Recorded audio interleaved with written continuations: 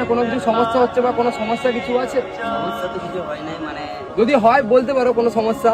সমস্যা বলতে একটাই, মানে এই মানে আমার যে সমস্যাটা দেখা দিচ্ছে সব থেকে বড় সমস্যাই প্রথম দেখা দিল, মানে এই কাকা যে টোটো কাকা বাবুদা, তো তোমার বাবুদা টোটোটা অনেকদিন ধরে আমাকে হেল্প করলো, এবার তার আর থাকাটা সম্ভব না। এবার কারণ তার নিজের টোটো, তাকে মানে তার মালিকের টোটো এটা, আর তাকে চলে যেতে হবে। এবার মালিকের টোটো সমস্যা বলতে এটাই আমার বড় সমস্যা। ব্যাগগুলোকে আবার ব্যাগ খুঁজে করে নিয়ে যেতে হবে, ওইটা একটা সমস্যা আর কি। ব্যাগগুলো ভালো। তো টোটো কাকা মানে কি যেতে চাইছে, মানে কারণটা কি হচ্ছে টোটো কাকার? কাকার নিজের না, টোটোটা অন্যজনের টোটো। এবার ভাড়া ও যতদিন পারলো আমাকে হেল্প করলো, আর আজ অব্দি আমার কাছে 1 টাকাও নেয়নি।